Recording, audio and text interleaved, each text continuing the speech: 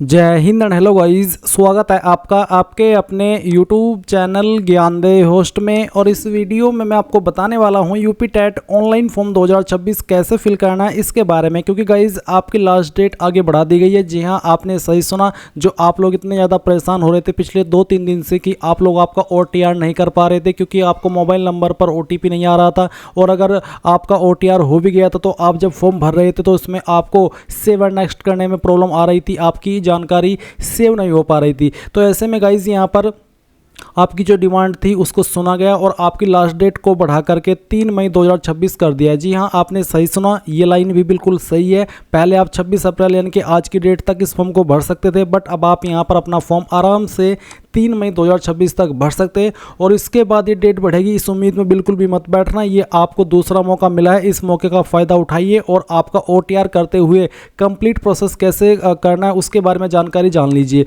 Guys मैं आपको बता दूं, बहुत सारे कैंडिडेट यहाँ पर डिक्लेरेशन कैसे लिखना है उसके बारे में प्रॉब्लम फेस करें। तो ये जो आप वीडियो में देख पा रहे हैं, इस तरह से आपको डिक्लेरेशन लिखना होगा और किसी एक लैंग्वेज में लिखना जरूरी है। ज़रूरी नहीं है कि आप दोनों लैंग्वेज में ही डिक्लेरेशन लिखें, चाहे हिंदी में चाहे इंग्लिश में। और मैं आपको सजेस्ट करूँगा कि आप हिंदी लैंग्वेज में अपना डिक्लेरेशन लिखें। इसके अलावा ये जो आप अभी वीडियो में देख सकते हैं, ये जो मार्कशीट होती है ऑनलाइन वाली, वो वाली मार्कशीट है जिसका आपको इस्तेमाल कर लेना है। अगर आपके पास कॉलेज वाली मार्कशीट जो ओरिजिनल मार्कशीट है वो अभी नहीं आई है। साथ ही गाइज आपको यहाँ पर इस तरह से रिजल्ट देखने को मिलेगा। एंड मैंने जो इसमें अपलोड किया है, जिस कैंडिडेट के मैंने फॉर्म भरा है खुद से, उसका जो फॉर्म मैं भरा हूँ 22 अप्रैल के अंदर भरा हूँ, आप देख सकते हैं। इस तरह से मैं आपको PDF दिखा रहा हूँ। इसमें मैंने सब्जेक्ट किस तरह से भरे हुए हैं वो भी आप चेक कर सकते हैं।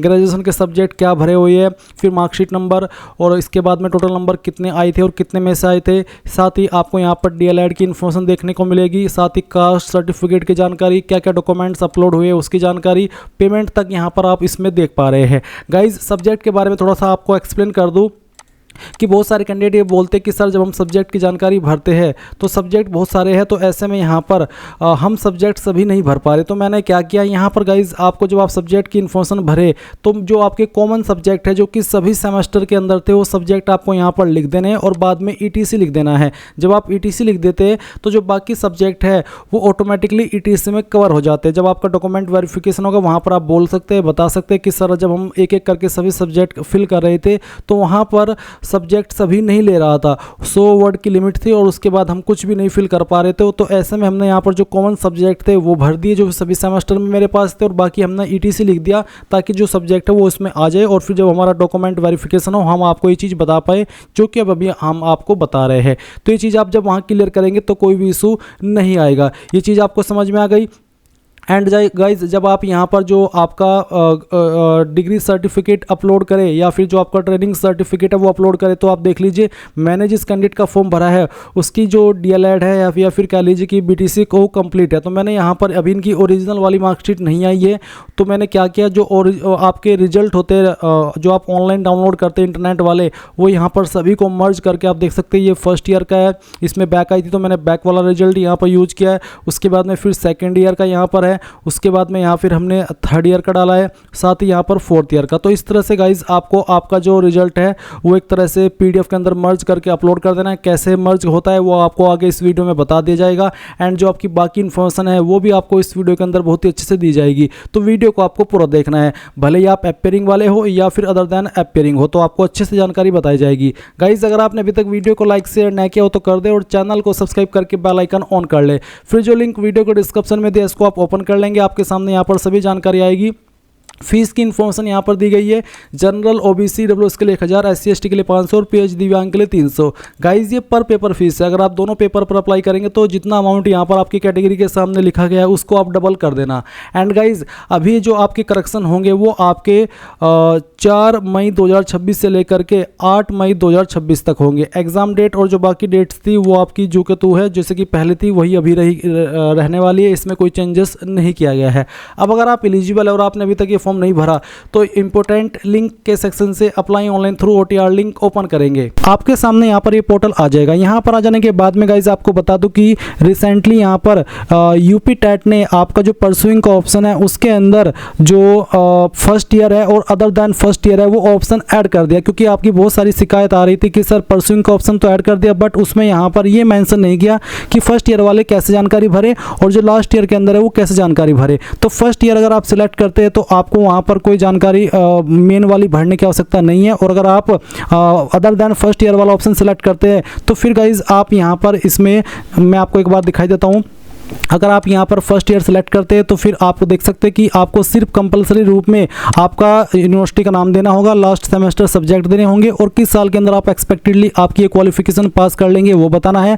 Roll number, marksheet number, marks of 10, total marks ये भरने कंपलसरी नहीं है। और अगर आप अदर देन फर्स्ट ईयर यानी कि फर्स्ट ईयर कंप्लीट हो चुका है, सेकंड ईयर के अंदर हो या थर्ड ईयर के अंदर हो, तो फिर आपको यहाँ पर जो लास्ट ईयर सेमेस्टर है वो लास्ट सेमेस्टर सब्जेक्ट है वो भी देने हैं, साथ ही एक्सपेक्टेड पासिंग ईयर भी देना है, रोल नंबर भी देना है। रोल नंबर आप यहाँ पर फाइनल ईयर के अंदर का देंगे, यानी कि जो ईयर आपके कंप्लीट हो चुके हैं और जिस ईयर के अंदर आप आए हैं उसके पहले का जो रोल नंबर था वो आपको देना होगा। मार्कशीट नंबर देना होगा जो आपका मिल चुका है जिस ईयर तक का। उसके बाद में आपके मार्क्स ऑब्टेन्ड, अगर आप दो जो ईयर है वो कंप्लीट कर चुके हो या फिर आपका एक ईयर ही कंप्लीट हुआ है उसमें जो आपका मार्क्स ऑब्टेन्ड था वो बताना होगा, टोटल मार्क्स देना होगा और फिर यहाँ पर ऐड एंट्री के ऊपर क्लिक करके इसको ऐड कर देना होगा। ये इस तरह से ऑप्शन यहाँ पर ऐड कर दिए गए हैं। इसके अलावा आपको डॉक्यूमेंट्स कैसे अपलोड करने हैं वो आपको इस फॉर्म के अंदर आगे जानकारी दी जाएगी। और साथ ही गाइज यहाँ पर जो भी आपके इश्यूज थे वो यहाँ पर सभी प्रॉब्लम के हल सहित आपको जानकारी अच्छे से इस वीडियो के अंदर एक्सप्लेन की जाएगी। अब अगर आप इसमें एलिजिबल है और आप ये फॉर्म भरने के लिए यहाँ पर पूरी तरीके से एक्साइटेड है, साथ ही नर्वस भी है और ये फॉर्म भरना चाहते हैं तो कैसे भरेंगे वो जान लीजिए। आप यहाँ पर इनिशियलाइज OTR ID इसके ऊपर क्लिक करेंगे। अब आपको यहाँ पर आपका पूरा नाम 10th के सर्टिफिकेट के अकॉर्डिंग फिल करना है, फिर आपको इस नाम को दोबारा डाल करके वेरीफाई कर देना है। इसके बाद आप यहाँ पर आपका जो फादर नेम है वो भी एंटर कर देंगे 10th के सर्टिफिकेट के अकॉर्डिंग और फादर नेम को दोबारा डाल करके वेरीफाई भी कर देंगे।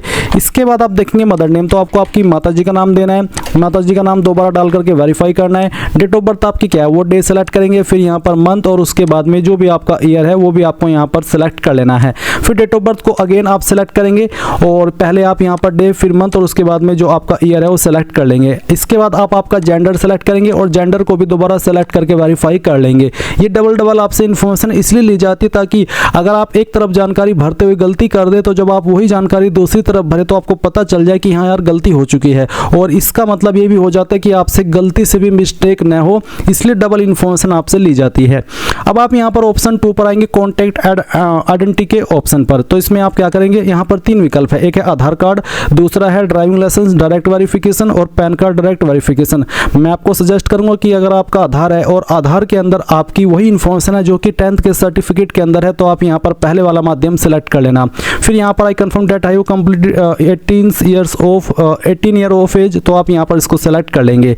इसके बाद गाइज यहाँ पर आपको अपना 12 डिजिट का जो आधार नंबर है वो डालना है और वेरीफाई वाया आधार OTP इसके ऊपर क्लिक करना है। अब जैसे ही आपको OTP मिल जाए जो कि आपको आएगा उस नंबर पर जो कि आपने आधार के साथ में लिंक किया हुआ है, तो OTP मिलने के बाद आप डालिए और सबमिट कर दीजिए। आपका यहाँ पर जो आधार वेरिफिकेशन हो जाएगा। इसमें यहाँ पर मेरे सामने एक इशू है जैसे कि eKYC validation failed, full name does not match identity records, father name does not match identity records, यानी कि अगर आपकी जो इन्फॉर्मेशन आपने 10th के अकॉर्डिंग यहाँ पर भरी है वो और जो आपका आधार है उसके अंदर जो इन्फॉर्मेशन है वो अलग अलग है, तो कुछ इस तरह का आपको एक एरर देखने को मिलेगा। अब आप यहाँ पर जब नीचे की तरफ आएंगे तो आपको जो मिसमैच डिटेल है आपकी आधार की और आपकी 10th के सर्टिफिकेट की वो कौन कौन सी है वो यहाँ पर मेंशन होगी। साथ ही साथ आपको एक विकल्प देखने को मिलेगा जहाँ पर आपको बोला कि I hereby declare to proceed with the field information instead of the ID detail, यानी कि जो इन्फॉर्मेशन मैंने भरी है 10th के सर्टिफिकेट की मैं उसी से आगे बढ़ना चाहता हूँ, ना कि मेरी जो ID के अंदर डिटेल है उससे। तो यहाँ पर आप इस माध्यम का इस्तेमाल करके भी आगे बढ़ सकते हैं। एंड गाइज अगर आप आपके 10th के सर्टिफिकेट की इन्फॉर्मेशन और जो आपकी आधार की इन्फॉर्मेशन है उसको एक कराना चाहते हैं तो वो भी आप करा सकते हैं। अगर आप नहीं भी कराएंगे, आपकी अलग अलग इन्फॉर्मेशन है तो भी कोई इशू वाली बात नहीं है, क्योंकि अगर इशू वाली बात होती तो यहाँ पर आपको पहले ही बोल दिया जाता है कि ये करना कंपलसरी है, दोनों इन्फॉर्मेशन सेम होना कंपलसरी है, बट ऐसा कुछ नहीं बोला है, तो इसलिए आपको चिंता करने की कोई भी आवश्यकता नहीं है। अब आप यहाँ पर क्या करेंगे, अपना मोबाइल नंबर डालेंगे जो कि आप रजिस्टर करना चाहते हैं और फिर सेंड OTP के के ऊपर क्लिक करेंगे, आपके नंबर के ऊपर OTP जाएगा जो कि आप यहाँ पर डाल करके वेरीफाई करेंगे। इसके बाद सेम तरीके से आप ईमेल आईडी डालेंगे, सेंड OTP करेंगे, आपकी ईमेल के ऊपर OTP जाएगा, वो भी आपको यहाँ पर डाल करके वेरीफाई कर देना है। तो यहाँ पर गाइज मैंने मोबाइल नंबर और ईमेल आईडी अपना वेरीफाई कर लिया है। जैसे आप ये दोनों वेरीफाई कर लेंगे तो आपके सामने लाइव फोटो आइडेंटिटी वेरिफिकेशन का जो विकल्प है वो एक्टिवेट हो जाएगा। आपको जनरेट वेरिफिकेशन QR कोड इसके ऊपर क्लिक करना है। इसके ऊपर क्लिक करने के बाद आप यहाँ पर देखेंगे कि आपका जो लाइव फोटो आइडेंटिटी वेरिफिकेशन है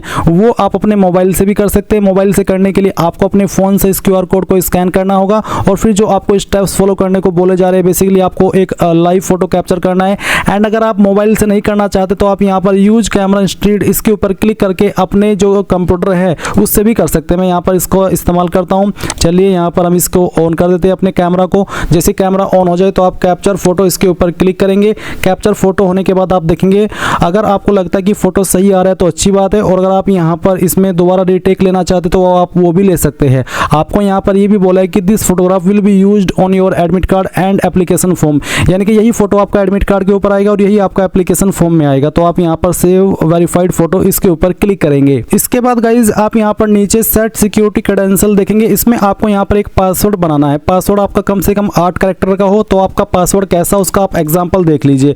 पासवर्ड के अंदर इंग्लिश का कैपिटल लेटर कम से कम 1, स्मॉल लेटर कम से कम 1, स्पेशल कैरेक्टर, साथ ही डिजिट, कुछ इस तरह का पासवर्ड आपको बनाना है और उस पासवर्ड को दोबारा डाल करके वेरीफाई करना है। फिर आप एक सिक्योरिटी क्वेश्चन सेलेक्ट कर लेंगे। ये सिक्योरिटी क्वेश्चन आपको तब काम आता है जब आप आपका पासवर्ड भूल जाते हैं और आप उसको रिकवर करते हैं, तो उस समय आपको इस सिक्योरिटी क्वेश्चन को सिलेक्ट करके यही वाला आंसर देना होता है जो कि आप यहाँ पर अभी अपनी मर्जी से बना रहे हैं। इसके बाद गाइज आप ये ह्यूमन वेरिफिकेशन जो भी आएगा यहाँ पर आपको डाल देना है और उसके बाद सभी जानकारी चेक करते हुए रजिस्टर्ड एंड प्रोसीड नेक्स्ट इसके ऊपर क्लिक करना है। नाउ गाइज आपके सामने यहाँ पर कुछ ऐसा इंटरफेस आएगा जैसे कि आप वीडियो में देख सकते हैं। गाइज यहाँ पर आपने जो इन्फॉर्मेशन अभी भरी है, कुछ इन्फॉर्मेशन आपको यहाँ पर दिखाई दे रही है और कुछ इन्फॉर्मेशन अभी आप यहाँ पर भरेंगे। जैसे कि एक सवाल है कि आधार लिंक्ड मोबाइल नंबर, वो मोबाइल नंबर यहाँ पर आपको देना होगा जो कि आपका आधार के साथ में लिंक है। इसके बाद में कोई अन्य नंबर आप देना चाहते तो आप telephone number with STD code में दे सकते हैं, नहीं तो आप चाहे तो इस ऑप्शन को खाली छोड़ सकते हैं। नेशनलिटी में आपका इंडियन ही रहेगा। मैरिटल स्टेटस क्या है, अनमैरिड हो, मैरिड हो, विडोड या फिर डाइवोर्स्ड, जो भी आपका स्टेटस है वो आप सेलेक्ट कर लीजिएगा।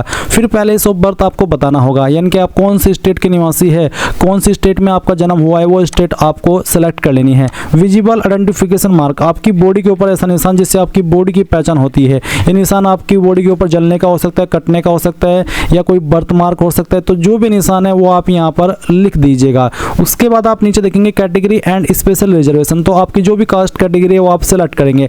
अगर आप अनरिजर्व्ड यानी कि जनरल है तो आपके सामने कोई अतिरिक्त ऑप्शन नहीं आएगा, बट अगर आप OBC है तो आपके सामने एक ऑप्शन आएगा जहां पर पूछेगी क्या आप OBC क्रीमी लेयर है, नॉन क्रीमी लेयर है। अब आपका सवाल होगा कि हमें कैसे पता चलेगा कि हम क्रीमी लेयर में आते हैं नॉन क्रीमी लेयर में। तो गाइज जो आपका कास्ट सर्टिफिकेट है जो कि आपका होना ही चाहिए, बना होना चाहिए, उस कास्ट सर्टिफिकेट में मेंशन होता है कि आपकी कास्ट क्रीमी लेयर में आती है या फिर नॉन क्रीमी लेयर में। और ये जो कास्ट सर्टिफिकेट है वो स्टेट का बना होना चाहिए क्योंकि ये स्टेट गवर्नमेंट की वैकेंसी है या फिर कह लीजिए कि स्टेट गवर्नमेंट का फॉर्म है। तो अगर आप क्रीमी लेयर है तो आपके सामने कोई ऑप्शन नहीं आएगा। अगर आप नॉन क्रीमी लेयर है, आपने सर्टिफिकेट चेक किया और उसमें नॉन क्रीमी लेयर लिखा है तो आप नॉन क्रीमी लेयर सेलेक्ट करेंगे। फिर आपको यहाँ पर कैटेगरी सर्टिफिकेट नंबर देना है। अब ये कहाँ पर मेंशन होता है चलिए मैं उसके बारे में बताता हूँ। मेरे पास एक यहाँ पर कास्ट सर्टिफिकेट है स्टेट का, तो चलिए मैं इसी से आपको डिटेल्स एक्सप्लेन करने वाला हूँ ताकि आपको अच्छे से बता सकूँ कि कहाँ पर आपको क्या जानकारी भरनी है। तो एक कास्ट सर्टिफिकेट है, इसमें यहाँ पर प्रमाण पत्र क्रमांक दिया है, आप देख सकते हैं लेफ्ट साइड में प्रमाण पत्र क्रमांक है। इसमें आपको क्या करना है, प्रमाण पत्र क्रमांक जो है वो कैटेगरी सर्टिफिकेट नंबर के सेक्शन में भरना है। फिर सर्टिफिकेट इशू डेट, यानी कि सर्टिफिकेट कब जारी हुआ है, तो आप देख सकते हैं जारी दिनांक के सामने एक डेट लिखी है, जो भी डेट वहाँ पर लिखी है वो डेट आप यहाँ पर सेलेक्ट कर लेना। उसके बाद इश्यूइंग अथॉरिटी, किसने इसको जारी किया है, ये जनरली सर्टिफिकेट तहसीलदार के द्वारा जारी होता है, बट ऐसा भी नहीं है कि कंपल्सरीली तहसीलदार इसको जारी करता है। कई जगह पर नायब तहसीलदार, CO, मजिस्ट्रेट, इन पोस्ट के अधिकारी द्वारा भी जारी हो जाता है। तो आपको ये कैसे चेक करना है कि मेरा सर्टिफिकेट कौन सी अथॉरिटी ने जारी किया है, तो आपको सर्टिफिकेट देखना है और यहाँ पर राइट साइड में जो सक्षम अधिकारी लिखा है और स्लैश के बाद में यहाँ पर एक पोस्ट लिखी है, जैसे कि यहाँ पर लिखा है तहसीलदार, यानी कि ये वाला सर्टिफिकेट तहसीलदार ने ही जारी किया है। अगर सक्षम अधिकारी के बाद में कोई और पोस्ट यहाँ पर लिखी हुई है तो वही पोस्ट आपको यहाँ पर इश्यूइंग अथॉरिटी के अंदर भरनी होगी। अब आता है स्टेट ऑफ इश्यूइंग, तो ये जारी हुआ है उत्तर प्रदेश के द्वारा, तो यहाँ पर मैं उत्तर प्रदेश लिख दूंगा। एंड गाइज अगर आपकी कैटेगरी ओबीसी से न होकर के एससी या फिर एसटी है तो भी आपके सामने इसी प्रकार का इंटरफेस आएगा, जहाँ पर आपको कैटेगरी सर्टिफिकेट नंबर देना होगा और वो सर्टिफिकेट नंबर इसी प्रकार से आपको यहाँ पर मिल जाएगा। ओबीसी का भी सर्टिफिकेट कास्ट का ऐसा ही होता है और एससी एसटी का भी ऐसा ही होता है देखने में, तो यहीं पर आपको कैटेगरी सर्टिफिकेट नंबर मिलेगा। उसके बाद में किस डेट में इशू है वो डेट आप सिलेक्ट कर लेंगे। एंड गाइज यहाँ पर आपको फिर इश्यूइंग अथॉरिटी के अंदर बताना होगा कि कौन सी पोस्ट के द्वारा इसको जारी किया गया है। इसके बाद यहाँ पर आपसे एक सवाल पूछा कि क्या आप डिफरेंटली एबल्ड यानी कि फिजिकली हैंडीकैप है, अगर है तो यस, यस करने पर आपको डिसेबिलिटी टाइप सेलेक्ट करना होगा और आपकी डिसेबिलिटी परसेंटेज कितनी है वो भी बताना होगा। और do you require a scribe यानी कि आपको लिखने में प्रॉब्लम है और आप उसको उसके लिए एक स्क्राइब यानी कि ऐसा बंदा चाहिए जो आपके बिहाफ पर एग्जाम लिखे, तो अगर हाँ तो यस, नहीं तो आप यहाँ पर नो करेंगे। और अगर यस करते तो आपको बताना होगा स्क्राइब का नेम और स्क्राइब का आधार नंबर, अगर नहीं तो नो कर देंगे। उसके बाद में पीडब्ल्यूडी वेरिफिकेशन टाइप बताना होगा, यूडीआईडी नंबर या फिर सर्टिफिकेट नंबर, किस माध्यम से आप वेरिफिकेशन कराना चाहते हैं पीडब्ल्यूडी का। एंड अगर आप विकलांग नहीं है तो आप इसमें नो कर देंगे, आपके सामने कोई अतिरिक्त ऑप्शन नहीं आएगा। अब आता है स्पेशल रिजर्वेशन, तो अगर आप डिपेंडेंट फ्रीडम फाइटर है आप इसको सेलेक्ट करेंगे, अगर आप आर्मी सर्विसमैन है तो आप सेकंड ऑप्शन सेलेक्ट करेंगे, अगर आप नहीं है तो आप नन के ऊपर क्लिक कर देंगे। अब आपको आयु सीमा के अंदर अगर छूट चाहिए तो आप यस करेंगे। यस करने पर कौन सी कैटेगरी के तहत आपको छूट चाहिए वो आपको सेलेक्ट करना है, जैसे कि एससी एसटी ओबीसी या फिर एक्स सर्विसमैन या पीडब्ल्यूडी। एससी एसटी को 5 साल की छूट मिलती है इसके अंदर और ओबीसी को 3 साल की। तो अगर आप एससी एसटी ओबीसी है और आप ओवर एज हो चुके हैं तभी आप यहाँ पर कैटेगरी सेलेक्ट करना। अगर आप ओवर एज नहीं हुए हैं, आपको कोई एज के अंदर अभी छूट नहीं चाहिए तो सिंपली नो कर दीजिए और उसके बाद में आप यहाँ पर नीचे से नेक्स्ट स्टेप इसके ऊपर क्लिक करेंगे। अब गाइज आपके सामने यहाँ पर एड्रेस डिटेल का सेक्शन आ चुका है, तो एक तरफ है आपका परमानेंट एड्रेस और दूसरी तरफ है कोरेस्पोंडेंस एड्रेस यानी कि प्रेजेंट एड्रेस। तो आपका जो भी परमानेंट एड्रेस है वो आप यहाँ पर फिल करेंगे, जैसे कि हाउस नंबर, बिल्डिंग, स्ट्रीट और इसके बाद में एड्रेस लाइन 2 में विलेज, टाउन, एरिया और लैंडमार्क। अगर आप कंफ्यूज हो रहे हैं कि यार मेरा तो हाउस नंबर नहीं है, मेरी बिल्डिंग नहीं है, मेरा स्ट्रीट नहीं है, मेरा टाउन इस तरह से, तो आप क्या करेंगे, सिंपली इन 3 लाइन के अंदर जो भी आपका एड्रेस है थोड़ा थोड़ा पार्ट आपके एड्रेस का इन तीनों लाइन के अंदर फिल कर देना। उसके बाद में आप यहाँ से आपकी स्टेट सेलेक्ट कर लेना, फिर आपकी जो भी डिस्ट्रिक्ट है वो डिस्ट्रिक्ट आप सेलेक्ट कर लेंगे। डिस्ट्रिक्ट आप यहाँ से सेलेक्ट करेंगे तो फिर आपको यहाँ पर आपका जो पिन कोड है वो भी डाल देना है। इसके बाद गाइज अगर आपका परमानेंट एड्रेस और कोरेस्पोंडेंस एड्रेस यानी कि प्रेजेंट एड्रेस सेम है, अलग अलग नहीं है, तो आप इस बॉक्स को टिक कर देना। अगर अलग अलग है तो अनटिक करके अलग से भर देना, नहीं तो यहाँ पर टिक करके सेव एड्रेस एंड नेक्स्ट इसके ऊपर क्लिक करेंगे। अब गाइज आपके सामने यहाँ पर एकेडमिक क्वालिफिकेशन का सेक्शन आ चुका है। यहाँ पर आपको इन्होंने एक नोटिस दिया जो कि अभी ऐड किया था, जब आपका ये फॉर्म शुरू हुआ था तब ये यहाँ पर इस तरह से नहीं आ रहा था। तो आपको अब यहाँ पर बोला जा रहा है कि एकीकृत पाठ्यक्रम में नामांकित अभ्यर्थी ग्रेजुएशन और ट्रेनिंग क्वालिफिकेशन दोनों में समान विवरण भरे, यानी कि अगर आपका ग्रेजुएशन है वो भी आप सेम डिटेल भर सकते हो उस वाले सेक्शन में भी, और जो ट्रेनिंग क्वालिफिकेशन का सेक्शन है उसमें भी आप यहाँ पर सेम इन्फॉर्मेशन भर सकते हैं। चलिए एक एक करके आपको बताता हूँ कि कैसे आपको भरना है। सबसे पहले आप एग्जाम लेवल में 10th सेलेक्ट कर लेंगे, फिर उसके बाद में बताएंगे कि 10th आपने कौन से बोर्ड के द्वारा किया, उस बोर्ड का नाम आपको यहाँ पर देना है। फिर किन सब्जेक्ट के साथ में आपने आपकी जो 10वीं है वो पास की है उन सब्जेक्ट के नाम आपको यहाँ पर एंटर करने हैं। जैसे कि एग्जाम्पल के लिए मैं यहाँ पर आपको ये 3 सब्जेक्ट लिख करके दिखाया हूँ, आप आपके 5 या फिर जो भी सब्जेक्ट थे चाहे 6 थे वो आप भरेंगे। ऐसा नहीं करना है कि आप बेस्ट ऑफ 4 या बेस्ट ऑफ 5 लिखे, आपको सभी सब्जेक्ट यहाँ पर मेंशन करने होंगे। उसके बाद आप पासिंग ईयर यानी कि किस साल के अंदर आपने पास कर ली थी वो साल आप यहाँ पर एंटर कर देना। उसके बाद में गाइज आप यहाँ पर देखेंगे रोल नंबर, तो जो भी आपका 10वीं का रोल नंबर था वो आप यहाँ पर एंटर कीजिए। उसके बाद आप देखेंगे मार्कशीट नंबर, तो ये मार्कशीट नंबर आपको आपका जो 10th का मार्कशीट है उसके ऊपर देखने को मिल जाएगा, वो नंबर आप यहाँ पर डाल देना। उसके बाद आपके नंबर किसके अंदर थे, परसेंटेज या सीजीपीए। अगर सीजीपीए था तो आपको यहाँ पर बोला है कि percentage will be calculated by multiplying obtained CGPA by 9.5, यानी कि इस आधार पर आपकी परसेंटेज कैलकुलेट की जाएगी। तो आपको बताना है कि 10 में से आपकी कितनी सीजीपीए आई थी, परसेंटेज फिर ऑटोमेटिकली कैलकुलेट कर ली जाएगी इस फॉर्मूला के तहत। अगर आपके नंबर परसेंटेज में है तो आप परसेंटेज सेलेक्ट करेंगे, उसके बाद में बताएंगे कि कितने नंबर आपको आए थे और फिर टोटल नंबर यहाँ पर डालेंगे और ऑटोमेटिकली आपकी परसेंटेज कैलकुलेट कर ली जाएगी। इसके बाद आप ऐड एंट्री इसके ऊपर क्लिक करेंगे। देन गाइज आप यहाँ पर देखेंगे कि आपकी 10वीं की जानकारी यहाँ पर इस प्रकार से ऐड हो चुकी है और आप यहाँ पर नीचे देख सकते हैं रिक्वायर्ड क्वालिफिकेशन में 10th क्वालिफिकेशन का जो सेक्शन है वो राइट चेक हो चुका है। अब आप 12th की इन्फॉर्मेशन भरेंगे, तो सेम वे में यहाँ पर आपको इसमें इंटरमीडिएट सेलेक्ट कर लेना है, फिर बताना है किस बोर्ड के द्वारा आपने 12वीं की है, उसके बाद किन सब्जेक्ट के साथ में पास की है उन सब्जेक्ट के नाम भी यहाँ पर आपको एक एक करके एंटर कर देने हैं। तो यहाँ पर डेमो के लिए मैं आपको 3 सब्जेक्ट के नाम ही फिल करके दिखा रहा हूँ। फिर आप यहाँ पर देखेंगे आपको बोला है कि पासिंग है, तो किस साल के अंदर पास कर ली थी वो साल आपको यहाँ पर डाल देना है। फिर आपका रोल नंबर क्या था वो भी आपको यहाँ पर एंटर करना है। उसके बाद आता है मार्कशीट नंबर, तो आप यहाँ पर आपका मार्कशीट नंबर डाल देंगे और किसके अंदर आपके नंबर थे वो आप सेलेक्ट कर लेंगे। अगर परसेंटेज तो बताएंगे कि कितने नंबर आपको आए थे, और उसके बाद में यहाँ पर टोटल नंबर डाल देने और आपकी परसेंटेज आ जाएगी। अब आप ऐड एंट्री इसके ऊपर क्लिक कर देंगे। इसके बाद गाइज आप यहाँ पर देखेंगे कि आपकी 10वीं और 12वीं की जानकारी भरी जा चुकी है और आप यहाँ पर रिक्वायर्ड क्वालिफिकेशन के सेक्शन में 10th और 12th का जो क्वालिफिकेशन है वो राइट चेक देख सकते हैं। अभी आपको ग्रेजुएशन की जानकारी भरनी है। अभी जानकारी आपको बहुत ही सावधानी से अच्छे से समझ करके ही भरनी है, क्योंकि जैसे कि मैंने कहा कि एक बार ही मौका मिलेगा। अगर आपने एक बार OTR सबमिट कर दिया तो बाद में एडिट आप करें या ना करें उसके बारे में भी कुछ क्लैरिटी मिली नहीं है। और अगर अच्छी बातें मिल जाती है तो आप में से जो कैंडिडेट गलती कर चुके हैं वो सही कर लेंगे। चलिए यहाँ पर आप ग्रेजुएशन सेलेक्ट कर लेते हैं। अब आपने यहाँ पर ग्रेजुएशन सेलेक्ट कर लिया। ग्रेजुएशन सेलेक्ट करने के बाद आपके सामने यहाँ पर ये परसुइंग का ऑप्शन आ रहा है, हमने इसको टिक कर दिया। अब ये टिक करने के बाद में यहाँ पर ऑप्शन आ रहा है फर्स्ट ईयर या फिर अदर देन फर्स्ट ईयर। पहले यहाँ पर ये जो first year and other than first year का ऑप्शन है वो नहीं आ रहा था। बहुत सारे कैंडिडेट परेशान हो रहे थे, वो ये सोच रहे थे कि मैं अगर फर्स्ट ईयर के अंदर हूँ तो मैं कैसे जानकारी भरूँ, और अगर मैं अदर देन फर्स्ट ईयर हूँ तो मैं कैसे जानकारी भरूँ, वो कंफ्यूज हो रहे थे। तो गाइज उन्हीं कैंडिडेट को लेकर के ये जो ऑप्शन है वो यहाँ पर ऐड किया गया है। अब यहाँ पर अगर आप फर्स्ट ईयर के अंदर है तो आप बता सकते हैं कि मैं फर्स्ट ईयर के अंदर हूँ, क्योंकि गाइज पहले यहाँ पर अदर देन फर्स्ट ईयर का ऑप्शन नहीं था, सिर्फ यहाँ पर परसुइंग का ऑप्शन था। ऐसे में यहाँ पर आपसे जो रोल नंबर है, मार्कशीट नंबर है, ऑब्टेन्ड मार्क्स है, टोटल मार्क्स है, ये सब मांगा जा रहा था। तो कैंडिडेट बोल रहे थे कि सर मैं तो अभी फर्स्ट ईयर के अंदर ही हूँ, तो मेरा तो कोई एग्जाम नहीं हुआ, मेरे पास कोई रोल नंबर नहीं है, कोई मार्कशीट नंबर नहीं है, कोई टोटल नंबर नहीं है जो मुझे मिले हैं, तो ऐसे में मैं क्या करूँ। अब आप यहाँ पर बता सकते हैं कि मैं फर्स्ट ईयर के अंदर हूँ, और अगर आप फर्स्ट ईयर सेलेक्ट करते तो फिर यहाँ पर आपको जो कंपलसरी रूप में जानकारी भरनी है वो अपनी यूनिवर्सिटी का नाम देना है जहाँ से आप कर रहे हैं आपकी क्वालिफिकेशन,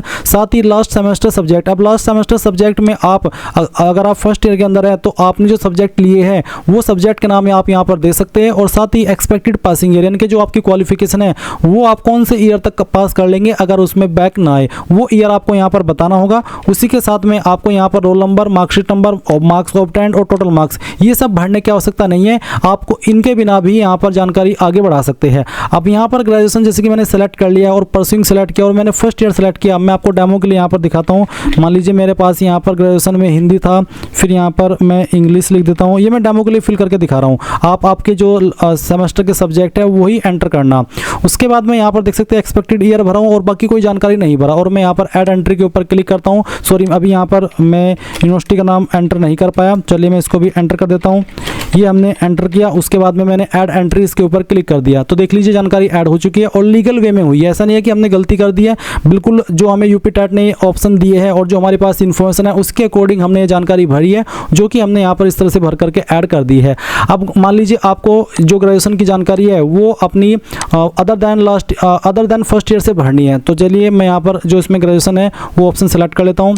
इस क्वालिफिकेशन को मैं डिलीट करता हूँ और अगेन यहाँ पर ग्रेजुएशन का ऑप्शन सेलेक्ट कर लेता हूँ। फिर मैं परसुइंग को सेलेक्ट करता हूँ। उसके बाद में अगर मैं other than first year select करता हूँ तो यहाँ पर अब मुझे यूनिवर्सिटी का नाम भी कंपलसरी रूप में भरना है, लास्ट सेमेस्टर सब्जेक्ट भी कंपलसरी रूप में भरने हैं, साथ ही एक्सपेक्टेड पासिंग ईयर भी कंपलसरी रूप में भरना है। रोल नंबर जो मेरा है वो मुझे यहाँ पर देना होगा। अब क्योंकि आपने अदर देन फर्स्ट ईयर चुना है तो इसका मतलब है कि एक ईयर तो आपका कंप्लीट हो ही गया होगा। तो आपका जो भी लास्ट ईयर का या फिर लास्ट सेमेस्टर का रोल नंबर है वो यहाँ पर आपको डाल देना है। अपना मार्कशीट नंबर डाल देना है जो मार्कशीट आपको मिल चुकी है। साथ ही आपका मार्क्स ऑब्टेन्ड डालना है जो नंबर आपको उस ईयर तक कंप्लीट हुए हैं और कितने में से हुई है वो आपको नंबर प्राप्त, वो टोटल नंबर डाल देने और परसेंटेज आपकी आएगी और आप ऐड एंट्री के ऊपर क्लिक करके इसको ऐड कर देंगे। एंड गाइज अगर आपकी ग्रेजुएशन बिल्कुल कंप्लीट है तो आप परसुइंग को हटा देना और उसके बाद में यहाँ पर आपका जो क्वालिफिकेशन है जो आपने की है जिस यूनिवर्सिटी से की है उसका नाम आपको यहाँ पर एंटर कर देना है। उसके बाद आप यहाँ पर जो आपके सब्जेक्ट थे वो आप एंटर करेंगे। जैसे कि मान लीजिए मैंने बीए की है तो मैं यहाँ पर जो बीए के सब्जेक्ट है वो एंटर कर देता हूँ। उसके बाद में यहाँ पर मैंने किस साल के अंदर पास कर ली थी वो साल मैं यहाँ पर सेलेक्ट कर लूँगा। आपको भी यहाँ पर इसी प्रकार से ये जानकारी भरनी है।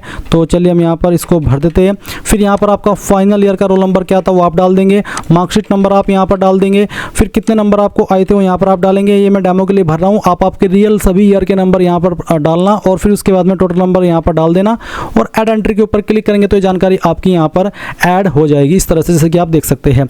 अब 3 विकल्प कंप्लीट हो चुके हैं। अब आती है ट्रेनिंग क्वालिफिकेशन। तो ट्रेनिंग क्वालिफिकेशन में यहाँ पर आप बीएड या फिर डीएलएड की इन्फॉर्मेशन भरेंगे। तो तो आपको यहाँ पर भी देख सकते हैं कि परसुइंग का ऑप्शन दे दिया। अब मैंने परसुइंग सेलेक्ट किया क्योंकि बहुत सारे कैंडिडेट ऐसे हैं, तो मैं यहाँ पर परसुइंग सेलेक्ट करके फर्स्ट ईयर सेलेक्ट कर लेता हूँ। अगर आप फर्स्ट ईयर के अंदर है और सेम तरीके से आप जानकारी भरेंगे जैसे कि मैंने ग्रेजुएशन की जानकारी भर करके दिखाई है। इसमें आप यहाँ पर अगर फर्स्ट ईयर के अंदर है तो कंपलसरी रूप में आपकी यूनिवर्सिटी का नाम डालेंगे, जो आपने फर्स्ट ईयर के अंदर सब्जेक्ट ली है वो आप लास्ट सेमेस्टर सब्जेक्ट के सेक्शन में डाल देंगे, किस साल तक आपकी क्वालिफिकेशन पास हो जाएगी वो क्वालिफिकेशन का ईयर डाल देंगे, आपका roll number, marksheet number, marks obtain, total marks, ये सब डालना आपको अनिवार्य नहीं है। आप ऐड एंट्री के ऊपर क्लिक करके इसको ऐड कर सकते हैं। और आपको यहाँ पर एक इन्होंने इंस्ट्रक्शंस ये भी दे रखा है कि एकीकृत पाठ्यक्रम में नामांकित अभ्यर्थी ग्रेजुएशन और ट्रेनिंग क्वालिफिकेशन दोनों में समान विवरण भरे। यानी कि जो यहाँ पर इंटीग्रेटेड कोर्स कर रहे हैं या फिर किया है वो यहाँ पर जो ग्रेजुएशन का सेक्शन है वो और ट्रेनिंग क्वालिफिकेशन का जो सेक्शन है वो दोनों में आपको सेम इन्फॉर्मेशन भरनी है, अलग अलग इन्फॉर्मेशन नहीं भरनी है। अगर आपने जो आपकी क्वालिफिकेशन है वो इंटीग्रेटेड कोर्स से की है या फिर कह लीजिए कि आपकी जो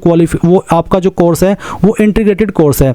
अब मैंने फर्स्ट ईयर का बताया, अब मैं यहाँ पर अदर देन फर्स्ट ईयर अगर सेलेक्ट करता हूँ तो फिर आप यहाँ पर यूनिवर्सिटी का नाम देंगे कंपलसरी रूप में, लास्ट सेमेस्टर सब्जेक्ट देंगे, किस साल तक पास हो जाएगी वो भरेंगे, आपका जो ईयर कंप्लीट हो चुका है या फिर जो सेमेस्टर कंप्लीट हो चुका है उसका रोल नंबर आप यहाँ पर डाल देंगे। उसके अलावा मार्कशीट नंबर क्या है, जो मार्कशीट आपको प्राप्त हो चुकी है वो, साथ ही कितने नंबर आपको आए हैं वो डालेंगे और कितने में से आए हैं वो डाल देंगे। ये जो नंबर मैंने भर करके दिखाया है मार्क्स ऑब्टेन्ड और टोटल मार्क्स, ये वो नंबर है जो कि आपके जो सेमेस्टर कंप्लीट हो चुके हैं या फिर जो आपका ईयर कंप्लीट हो चुका है उसमें आपको प्राप्त हुए हैं। तो इस तरह से आप यहाँ पर ये जो जानकारी है वो भरेंगे। ये मैं डेमो के लिए आपको फिल करके दिखा रहा हूँ, आप आपकी रियल इन्फॉर्मेशन यहाँ पर भरेंगे।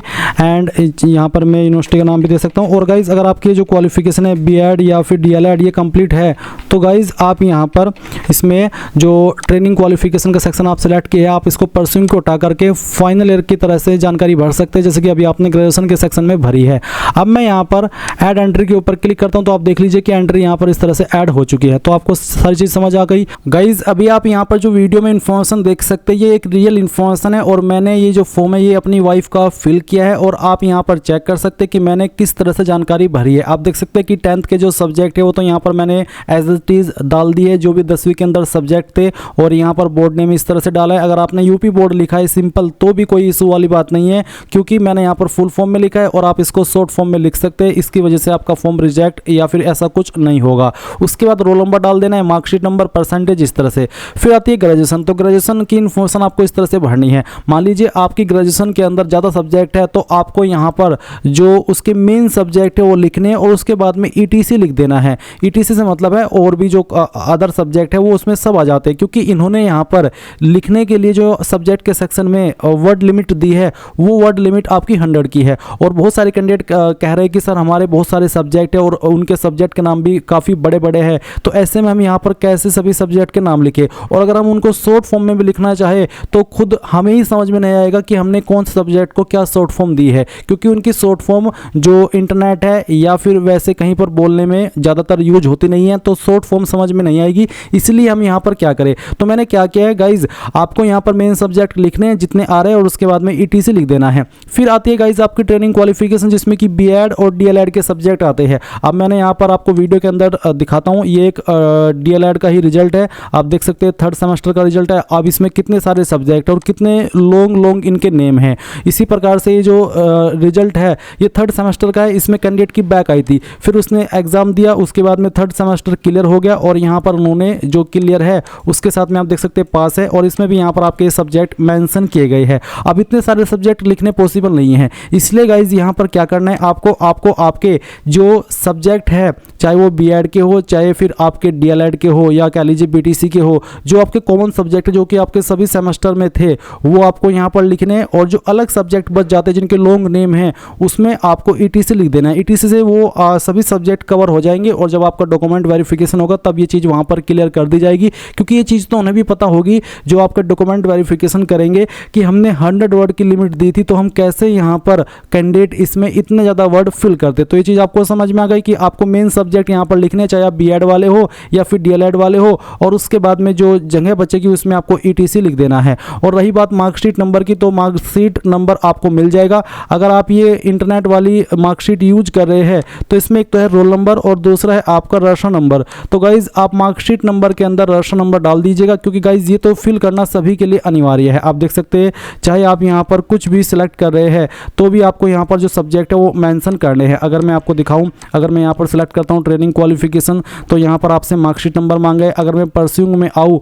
और यहाँ पर मैं अगर फर्स्ट ईयर सेलेक्ट करूँ तो मार्कशीट नंबर कंपलसरी नहीं है, but other than first year में मार्कशीट नंबर कंपलसरी है। तो अगर आपको आपकी मार्कशीट मिल चुकी है जो मिलती है कॉलेज से वो वाली मार्कशीट, तो आपको उस मार्कशीट के अंदर जो नंबर देखने को मिल रहा है मार्कशीट नंबर वो आपको डाल देना है। अगर आपको वो मार्कशीट नहीं मिली है अभी तक के, आपके पास सिर्फ डिजिटल मार्कशीट ही अवेलेबल है जो कि मैंने यहाँ पर आपको वीडियो के अंदर दिखाई, तो फिर गाइज जो आपका रजिस्ट्रेशन नंबर है ये आप मार्कशीट नंबर के अंदर डाल सकते हैं, क्योंकि इसमें जो मार्कशीट नंबर है वो अवेलेबल नहीं होता है। और अगर आपको कॉलेज वाली मार्कशीट मिल चुकी है जो कि आपको मिलती है, जैसे कि मैंने आपको बताया आपके लास्ट सेमेस्टर की, तो आप यहाँ पर वो आपका मार्कशीट नंबर डाल दीजिएगा। उस पर मार्कशीट नंबर आपको नीचे की तरफ देखने को मिलती है जहाँ पर लिखा होता है फेल पास, उसी के नीचे आपको मार्कशीट नंबर देखने को मिल जाता है। एंड रोल नंबर आप यहाँ पर अगर मान लीजिए अदर देन फर्स्ट ईयर में फिल कर रहे हैं तो आपका जो लास्ट सेमेस्टर का रोल नंबर था वो आपको यहाँ पर डालना है, और किस साल तक आपकी क्वालिफिकेशन पास हो जाएगी वो डाल देंगे, और जो मार्क्स आपको डालने हैं वो भी आपको लास्ट सेमेस्टर के ही फिल करने हैं और टोटल मार्क्स डाल देने हैं।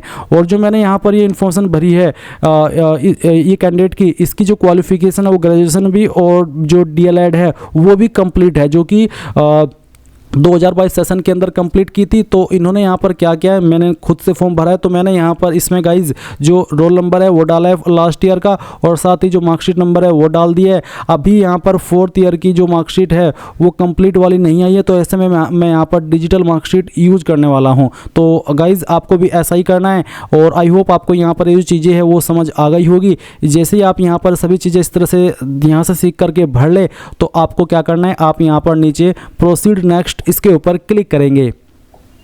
इसके बाद गाइज आपके सामने पूछा कि क्या आप जुड़वा भाई बहन हो, अगर हाँ तो आप यस करेंगे। यस करने पर आपको जुड़वा का जेंडर बताना है और उसका जो नाम आधार कार्ड के अंदर है वो बताना है, क्या वो भी एग्जाम दे रहा है, अगर हाँ तो यस, नहीं तो आप नो करेंगे। अगर यस करे तो उसकी आईडी या कोई भी एक सिलेक्ट करके उसका आईडी का नंबर देना होगा, नहीं है आप जुड़वा भाई बहन तो आप नो कर दीजिए और सेव एंड नेक्स्ट स्टेप इसके ऊपर क्लिक कीजिए। अब आपको यहाँ पर आपका पासपोर्ट फोटोग्राफ और जो सिग्नेचर है वो अपलोड करना है। आपको यहाँ पर सिंपली ध्यान रखना है कि आपका फोटो का साइज 30 से 300 KB के बीच में और सिग्नेचर का साइज 10 से 200 KB के बीच में होना चाहिए। सिलेक्ट फाइल के ऊपर क्लिक करेंगे और जहां पर भी आपकी फाइल है, चाहे वो मोबाइल में या फिर कंप्यूटर में, उसको सिलेक्ट करके अपलोड के ऊपर क्लिक करेंगे तो आपकी फाइल यहां पर आ जाएगी। इसके बाद यहाँ पर आप देखेंगे फोटो आइडेंटिटी प्रूफ, इसमें आपको कोई एक आईडी सेलेक्ट कर लेनी है, जो भी आईडी यहाँ पर विकल्प में आपको देखने को मिले, और फिर आपका 10th का मार्कशीट अपलोड करना है। अगर आपका 10th का मार्कशीट इमेज में है तो आप उसको पीडीएफ में कैसे बनाएंगे जान लीजिए। गूगल के अंदर आना और सर्च करना इमेज टू पीडीएफ, पहले वाली वेबसाइट जो आएगी इसको ओपन कर लेना, सिलेक्ट जेपीजी इमेजेस इसके ऊपर क्लिक करना, और जो आपको इमेज बनाना है, इमेज आपको पीडीएफ में बनाना है वो इमेज आप सिलेक्ट करेंगे। जैसे डेमो के लिए मैं इसको सिलेक्ट करता हूँ, ओपन करता हूँ, कन्वर्ट टू पीडीएफ के ऊपर जैसे ही क्लिक करेंगे तो ये फाइल आपकी पीडीएफ के अंदर कन्वर्ट हो जाएगी, और फिर आप यहाँ पर उस फाइल को अपलोड कर देंगे। इसके बाद आप 12वीं की मार्कशीट सेम तरीके से अपलोड करेंगे, ग्रेजुएशन की मार्कशीट आप अपलोड करेंगे। फिर यहाँ पर आपको देखने को मिलेगा हैंड रिटन डिक्लेरेशन। इसमें बहुत सारे कैंडिडेट का डाउट है कि क्या हम इसको दोनों लैंग्वेज में लिखे, तो गाइज आप इसको हिंदी में लिख सकते हैं और इंग्लिश में भी लिख सकते हैं, कोई एक लैंग्वेज में ही लिखना अनिवार्य है, दोनों में लिखना कंपलसरी नहीं है। ये आपको यहाँ पर रेफरेंस के लिए दिया है ताकि बहुत सारे कैंडिडेट इंग्लिश में लिखना चाहे तो इंग्लिश में लिख सकते हैं। वैसे आप इसको हिंदी में ही लिखिएगा, भले ही आपकी मेन लैंग्वेज इंग्लिश भी क्यों ना हो। और आप इसको एक कोरे कागज पर लिखेंगे, उसको स्कैन करेंगे फाइल को, और वो फाइल फिर यहाँ पर आपको अपलोड कर देनी है। वैसे इनको डिक्लेरेशन के बारे में एक चीज़ बताऊँ, इन्होंने ऑफिशियल तरीके से जो वीडियो आपको प्रोवाइड कराई है सब्जेक्ट फिल करने की, उसमें इन्होंने कोई भी अच्छे से नहीं बताया कि कहाँ पर क्या सब्जेक्ट भरना है, और ऐसी इन्फॉर्मेशन आपको यूट्यूब के ऊपर भी देखने को नहीं मिल रही। और जो ये डिक्लेरेशन लिखवा रहे हैं उसमें ये साफ साफ लिखवा रहे हैं कि हम जो इन्फॉर्मेशन भर रहे हैं वो हमारे अकॉर्डिंग सही है, और अगर जांच उपरांत वो इन्फॉर्मेशन सही नहीं पाई गई, असत्य पाई गई या गलत पाई गई, तो ऐसे में हम आपका जो फॉर्म है वो भी निरस्त करेंगे, साथ ही साथ आपके ऊपर वैधानिक कार्यवाही भी करेंगे, और ऐसा अधिकार आप ही उन्हें दे रही है डिक्लेरेशन लिख करके। तो कहने का ये मतलब है कि जब आपका डॉक्यूमेंट वेरिफिकेशन होगा और जो आप यहाँ पर सब्जेक्ट की डिटेल भर रहे हैं या फिर जो भी इन्फॉर्मेशन आप भर रहे हैं और वहाँ पर कोई गलती आपसे हो गई, जो कि मैंने तो अपनी तरफ से बेस्ट दिया है, सभी इन्फॉर्मेशन अच्छे से एक्सप्लेन किया, बट इन्होंने तो नहीं बताया कि ना कि यहाँ पर आपको अच्छे से इन्फॉर्मेशन भरनी भरनी है यहाँ पर ये भरनी है, ताकि कैंडिडेट वो सीख करके अच्छे से फॉर्म भरे, कोई फॉर्म के अंदर गलती ना हो। बट इन्होंने क्या कर लिया कि पहले अपनी आपको एक अथॉरिटी दे दी है कि अगर किसी भी, मान लीजिए एग्जाम तो आपका क्लियर हो ही जाएगा, डॉक्यूमेंट वेरिफिकेशन तो आपका सबसे बाद में ही होगा, तो उस पॉइंट पर ये आपको बाहर भी कर सकते हैं और इसकी अनुमति आपसे खुद ही ये ले रहे हैं, क्योंकि आपने पहले ही कह दिया। ये बोल देंगे कि आपने सब्जेक्ट में इस तरह से नहीं भरा, इस तरह से नहीं भरना था, आपने गलती कर दी, हम आपको रिजेक्ट कर देते हैं। तो ऐसा ये पहले ही लिखवा दे रहे हैं, जबकि इन्हें ये लिखवाना तब इनका बनता था जब ये आपको अच्छे से समझाते वीडियो के माध्यम से कि यहाँ पर इस तरह से ये सब्जेक्ट भरना है, अगर आपके पास सब्जेक्ट में लिखने की जगह नहीं है तो आपको ये करना है। बट ऐसा इनकी तरफ से कोई ऑफिशियल आंसर है नहीं, तो ऐसे में गाइज चलिए आगे चल करके क्या होगा वो तो देखा जाएगा। बट आई होप किसी के साथ में भी ऐसा ना हो जिसका एग्जाम क्लियर हो जाए और जो इन्फॉर्मेशन यहाँ पर आप लोग भर रहे हैं, जितने अच्छे से भर रहे हैं, वो आपकी एक्सेप्ट कर ली जाए। इसके बाद गाइज आप यहाँ पर जो आपका ट्रेनिंग सर्टिफिकेट है, जिसमें कि आप BEd DLEd का सर्टिफिकेट अपलोड करेंगे।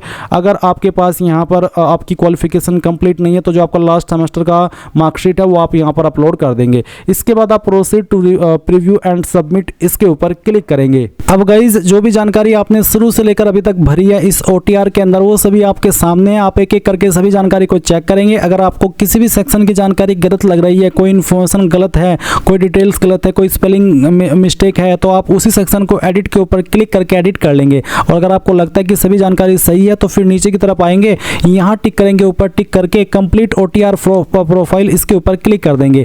अब आप यहाँ पर यूपी टेट 2026 देख सकते हैं, आपको अप्लाई नाउ के ऊपर क्लिक करना है। देन गाइज आपको अप्लाइड फॉर में सेलेक्ट करना है कि आप प्राइमरी लेवल पर अप्लाई करना चाहते हैं। अगर आप इस पर अप्लाई करना चाहते हैं तो आप पहले वाला ऑप्शन सेलेक्ट कर लेंगे। फिर आपको यहाँ पर पूछा है कि are you working as a government teacher, क्या आप एक गवर्नमेंट टीचर के रूप में काम कर रहे हैं? अगर हाँ तो यस करने पर फिर आपको उसकी इन्फॉर्मेशन देनी होगी, जैसे कि प्राइमरी है या फिर अपर प्राइमरी, साथ ही ऑर्गेनाइजेशन यानी कि स्कूल का नाम, date of joining, date of retirement और मानव संपदा यानी कि HRMS कोड बताना होगा। नहीं कर रहे हैं तो नो कर दीजिए। उसके बाद आपके सामने क्वालिफिकेशन के विकल्प आएंगे, जिन क्वालिफिकेशन से आप प्राइमरी लेवल पर अप्लाई करने के लिए एलिजिबल हो रहे हैं। जैसे कि यहाँ पर है कि स्नातक परीक्षा उत्तीर्ण तथा दूरस्थ शिक्षा विधि से प्रशिक्षित या फिर स्नातक शिक्षा मित्रों का दिवसीय BTC में प्रविष्ट, अध्ययनरत अथवा उत्तीर्ण। तो अगर आपके पास इनमें से कोई सा भी है, कोई भी क्वालिफिकेशन आपके पास है, वही आप सेलेक्ट कर लेंगे। एंड उसके बाद में आपको यहाँ पर नीचे अपनी यूनिवर्सिटी का नाम बताना होगा कि कहाँ से आपने क्वालिफिकेशन की है। फिर क्वालिफिकेशन स्टेटस बताना होगा कि आपने पास कर लिया, अगर पास तो आपको डेट ऑफ ग्रेजुएशन या फिर मार्कशीट बतानी होगी। परसुइंग है तो आपको एक्सपेक्टेड डेट बतानी है कि कब तक आप इसको कंप्लीट कर लेंगे। साथ ही फर्स्ट लैंग्वेज हिंदी में अनिवार्य है और सेकंड लैंग्वेज आप यहाँ पर सेलेक्ट कर लेंगे अपनी चॉइस से। अगर गाइज आप यहाँ पर पेपर 2 पर अप्लाई करना चाहते तो आपको यहाँ पर जो सब्जेक्ट ग्रुप है पेपर 2 का वो सेलेक्ट करना होगा।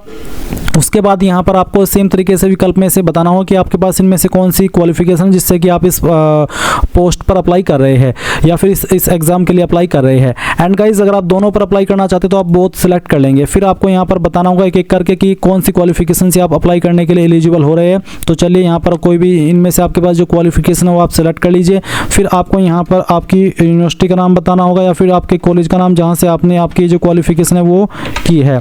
तो इस तरह से आपको यहाँ पर जानकारी देनी होगी। इसके बाद क्वालिफिकेशन स्टेटस बताना होगा, पास या परसुइंग। मैंने बता दिया कि पास वालों को कैसे भरना है और परसुइंग वालों को कैसे भरना है। इस तरह से आप यहाँ पर इस जानकारी को भर देंगे। एंड नीचे अगर आप पेपर 2 पर भी अप्लाई करें तो उसकी क्वालिफिकेशन भी सिलेक्ट कर लेंगे। फिर यहाँ पर आपको आपकी जो यूनिवर्सिटी है उसका नाम भी आपको एंटर करना होगा, ऐसे ही जैसे कि अभी आपने पेपर फर्स्ट का भरा है। उसके बाद में आपको स्टेटस बताना होगा। फिर डेट ऑफ ग्रेजुएशन की जो है वो बतानी होगी इस तरह से। फिर उसके बाद में कितने नंबर आपको आए थे वो यहाँ पर आप डालेंगे। मैं नंबर जो भर रहा हूँ वो डेमो के लिए भर रहा हूँ, आप आपके रियल यहाँ पर जो नंबर है दोनों ईयर के मिला करके वो भर देना। उसके बाद में आपकी जो लैंग्वेज है सेकंड वो आपको सेलेक्ट कर लेनी है। उसके बाद आप यहाँ पर देख सकते हैं कि सभी विकल्प आपने भर दिए हैं। अब आप क्या करेंगे, आप नीचे की तरफ आएंगे और सेव नेक्स्ट के ऊपर क्लिक कर देंगे। इसके बाद यहाँ पर paper first essential qualification marksheet, paper first पर अप्लाई करने के लिए जो इसेंशियल क्वालिफिकेशन की मार्कशीट है, जैसे कि आपका डिग्री सर्टिफिकेट जो क्वालिफिकेशन चाहिए, जैसे कि 2 वर्ष से DLEd BTC या राष्ट्रीय अध्यापक शिक्षा परिषद उत्तर प्रदेश शासन से जारी, वो आप यहाँ पर अपलोड करेंगे। तो इसके ऊपर क्लिक कीजिए, फाइल सेलेक्ट कीजिए, ओपन कीजिए और अपलोड के ऊपर क्लिक करके इसको अपलोड कर दीजिए। सेम वे में अगर आप पेपर 2 पर अप्लाई करें, पर अप्लाई करने के लिए बीएड की योग्यता मांगी, तो जो आपका बीएड का मार्कशीट या सर्टिफिकेट है वो आप अपलोड करेंगे। फाइल सेलेक्ट कीजिए, अपलोड के ऊपर क्लिक कीजिए और इस तरह से अपलोड कर दीजिए। अब आप प्रोसीड टू प्रीव्यू इसके ऊपर क्लिक करेंगे। देन गाइज आपने जो भी जानकारी शुरू से लेकर अभी तक भरी हो अगेन आपके सामने आप एक एक करके सभी जानकारी चेक करेंगे, यहाँ पर टिक करेंगे और confirm and proceed to payment इसके ऊपर क्लिक करेंगे। अब आपके सामने कुछ ऐसा इंटरफेस आएगा, आप यहाँ पर किस पेमेंट गेटवे के माध्यम से फीस जमा करना चाहते हैं, एसबीआई, ईपे या फिर आईसीआईसीआई, तो जिस भी माध्यम से चाहते हैं वही आप सेलेक्ट करेंगे और पे नाउ वाया उसके ऊपर क्लिक कर देंगे। देन आपको पेमेंट का जो मेन पेज है उसके ऊपर ट्रांसफर किया जाएगा। अगर आप यूपीआई के माध्यम से फीस पे करना चाहते हैं, जनरेट क्यूआर के ऊपर क्लिक कीजिए, ये क्यूआर कोड ही जनरेट होगा, आप इसको स्कैन करके अपनी फीस जमा कर दीजिए। जैसे फीस जमा हो जाएगी तो आपको कुछ नहीं करना, ऑटोमेटिकली आपको इसी पेज पर ट्रांसफर किया जाएगा जहां से आपने फॉर्म फिल करना स्टार्ट किया था और आप अपने फॉर्म का जो फाइनल प्रिंट आउट है वो ले पाएंगे। इस तरह से गाइज आप लोग यूपी टेट ऑनलाइन फॉर्म 2026 भर पाएंगे। आई होप ये प्रोसेस आपको पसंद आया होगा। अगर कोई सवाल डाउट रह गया हो तो कमेंट के माध्यम से पूछ लेना। Thanks for watching. जय